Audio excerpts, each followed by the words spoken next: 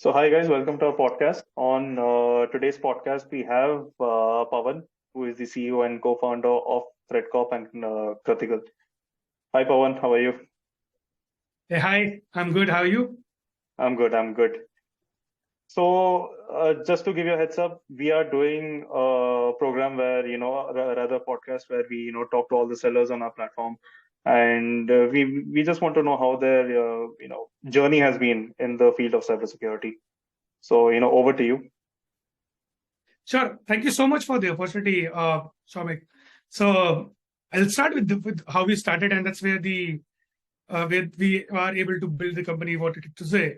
There's a strong reason and a personal story behind the entire organization that we have built so far as of now. We are a strong team of more than 106 plus people spread across different geographies. We serve almost 740 plus customers across the globe.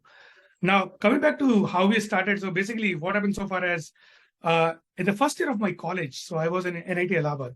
So what happened so far is in first year of my college, I was studying from a UP board, so I didn't have a email account or Facebook account. I created a first email account in the college as well as the Facebook account in the college.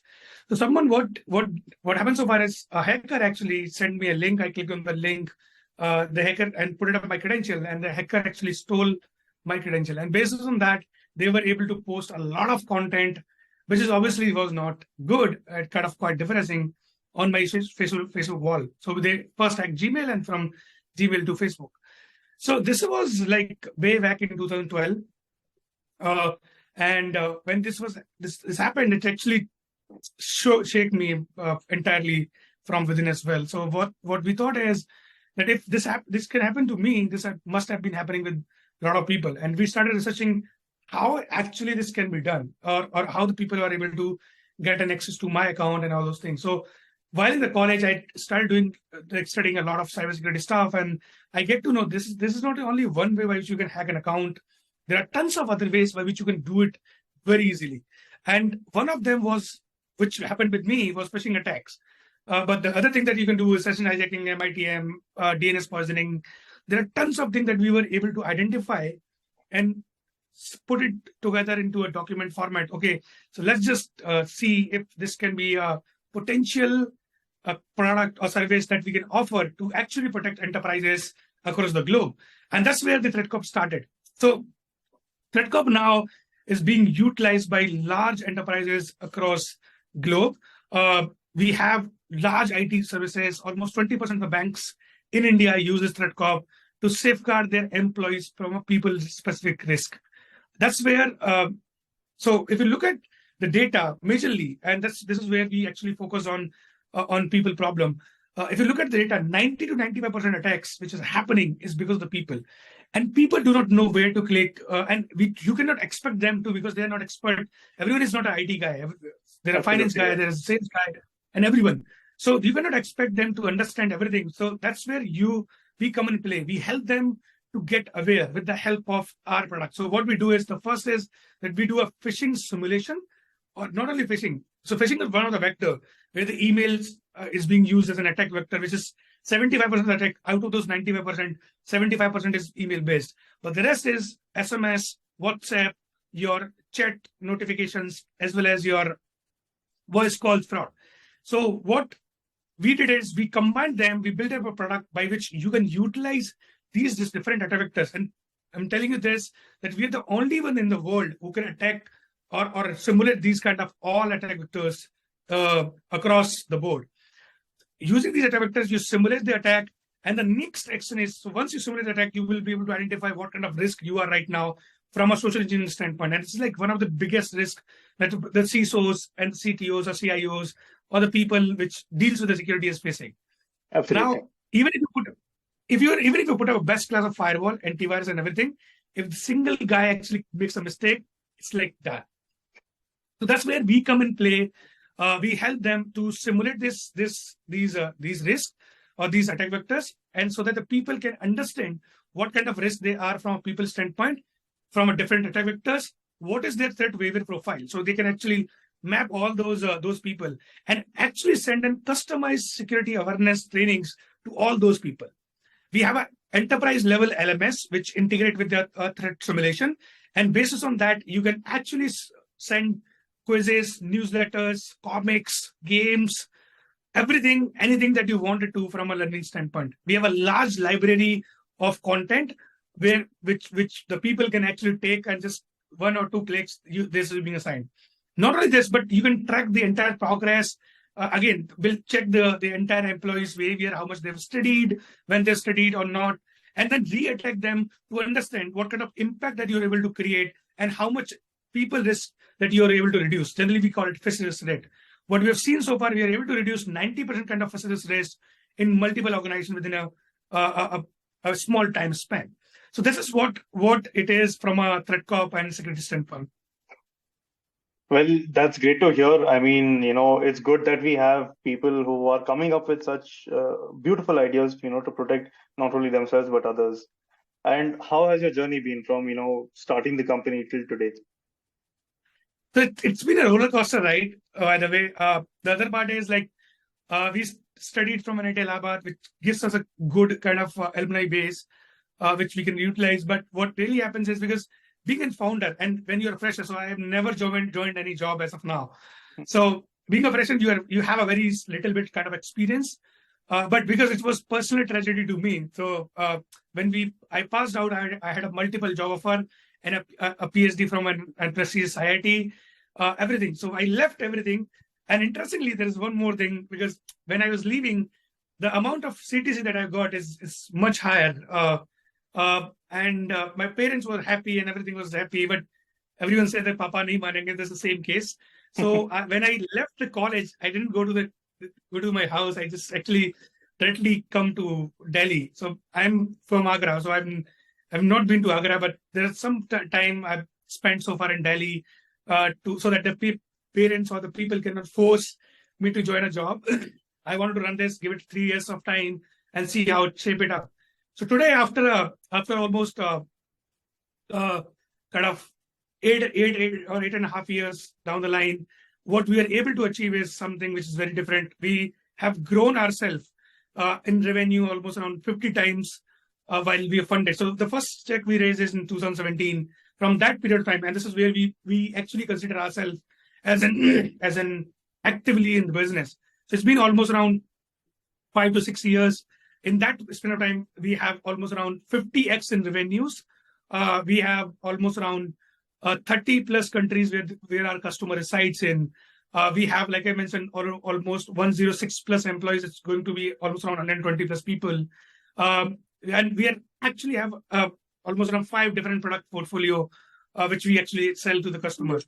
Apart from this, our customers are majorly, we are not sector agnostic, but majorly on the BFSI segment, because they are well regulated and well versed.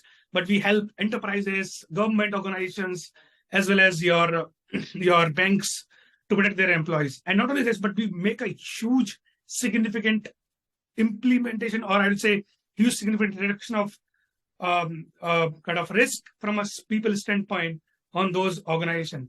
And that's why we are like kind of market leaders, especially in security awareness and threat simulation in India. Great to hear. And could you just give us a brief description about the offering you have on our platform or on Ofofo? So on Ofofo, what we have is something called Threat Cop, which I was just explaining. So what Threat Cop does is it's a security simulation and awareness tool. By the way, it's a compliance to have something like this by Ministry of Home Affairs, something called Cyber Jagruta Divas, which every company has to celebrate. There are certain set of companies which is being instructed heavily on that line, including banks, BFSI, as well as insurance and your government organization. And apart from this, there are a lot of enterprises, they automatically actually go and take this kind of products. So what this product is like, I just wanted to repeat what I said earlier. So this product actually simulates. So let's say you have 1,000 employees. I give you one case study where what happened so far is that we simulated this attack on almost around 18,000 plus employees, where almost 5,555 plus people has actually submitted the data. It was more than 5,000 plus. But these are the people who submitted the data. That means this is a public company. If this was a targeted attack on that organization, they would have been like collapsed from a security Correct. standpoint and also from a valuation standpoint. So what we do is we simulate this, and we were able to reduce it to a significant level that the CISO was pretty much happy. And we have that customer from like years. So we have a large association with those kind of customers. This is what we do. So we eventually train, like reduce the risk as much as possible. We try to put a face risk to up to 2.4 to 8%. When I say face risk, like the probability of people clicking onto the links that they're receiving from anonymous users. So we reduce that risk to help your organization to stay protected and stay strong. So ThreatCop is something which is a security threat simulation and awareness tool. So in case of awareness, we have an inbuilt LMS where you have all the features that you required, including your SSO integration, AD integrations, your video seeking, video lectures, quizzes, whatever that you want to do from a learning standpoint. But it also has an inbuilt library of newsletters, comics, games, your videos, and different kind of courses that you will never find on anywhere else in the world. So there's like one of the top-notch content that the people, and we built these content keeping that in mind that the people do not have too much of time. So we come up with one more thing called time saver videos. So it's like 1 minute video, which is all the aggregated data that you need to understand and learn on those things. So this is what we have, especially live onto your platform. And that's what eventually the ThreatCop does in a nutshell. Right, great to hear that. And it's I think like this is the first time I've heard a company where, they've involved games, comics. So usually other companies, are just straightforward, they do business and they leave it. But it's good to hear you are also educating people, who are obviously not that involved in the cybersecurity field, but you're also educating them to, be aware Correct. that. Shamik, I think you're saying, so the important part is why it's necessary is that we think endpoint as in laptop, desktop, or digital devices. Yeah. But we never think endpoint as in human. So human is the biggest endpoint that you have. And you cannot put up a firewall in the human brain. No. And that's become a big challenge. The only firewall that you can put up in a human brain is awareness. And that's why we have to come. And also that the other guy who's actually looking into your content has to be engaged. He Absolutely has that adrenaline rush to actually learn more and more. And that's the reason we built this over the period of time, so that the people can get an interest, stay focused, and they crave more to get more such kind of videos. And so the one purpose is to let the people be secure. Okay. The other purpose is when you have this innovative as well as the engaging content, you actually serve your purpose. So basically, what you're trying to do is train people. So people are getting trained and also getting an entertainment kind of thing, so that they come and crave for this kind of content. So this is what exactly we are trying to do. Great to hear that. And before we conclude, do you have any, what would you say, any thoughts or anything you would want to say to, people who are looking to venture into the cybersecurity field, be it a job or, to start their own company, if you have any, For the people who want to start anything in security, or not even in security, anywhere you want to, I think what you need is consistency, focus, and dedication. I think that's the 3 elements that you need.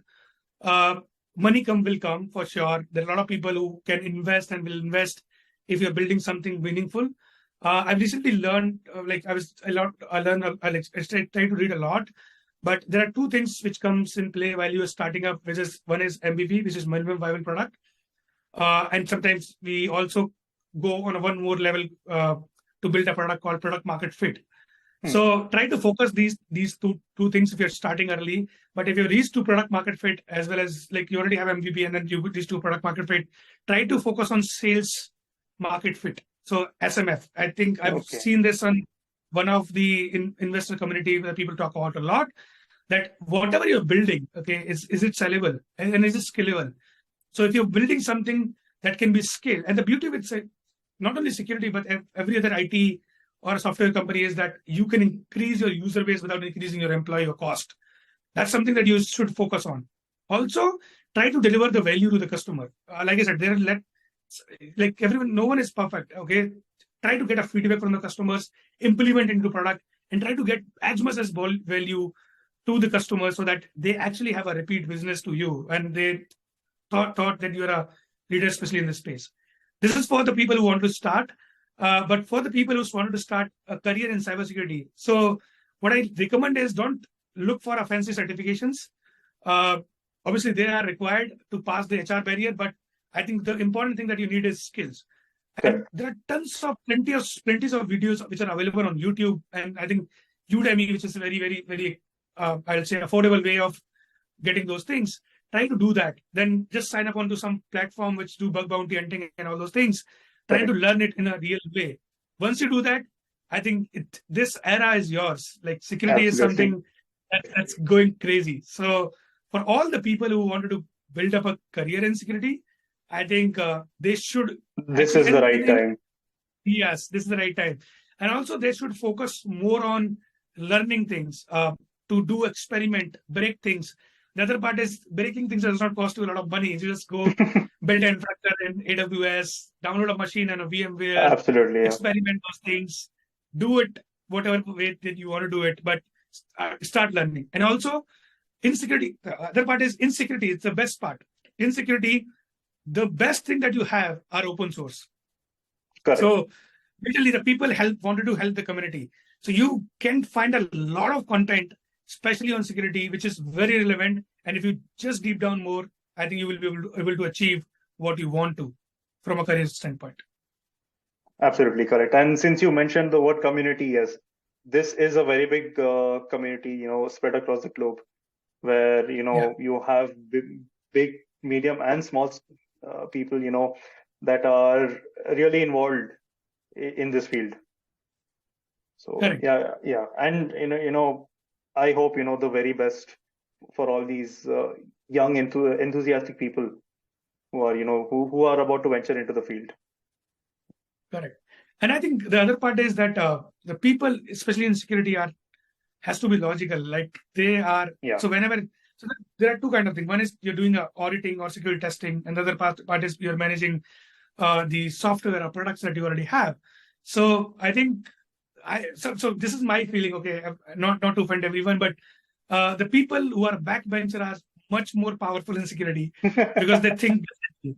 So I think absolutely. what is required in security is to think differently. Like just think from a hacker's mind and try to do and break things. The more you do things, you will be able to get more experience. Absolutely. Sometimes to find the solution, you need to be in their shoes to understand what they did, Correct. how they did it. Correct. So, like, I would just like to, thank you so much for joining this call and, helping us out, be it in the cyber world or outside. And yeah, thank you so much, Pavan. Yeah, thank you, Shamik, for the opportunity, and I would love to do more. But thank you so much. Thank you.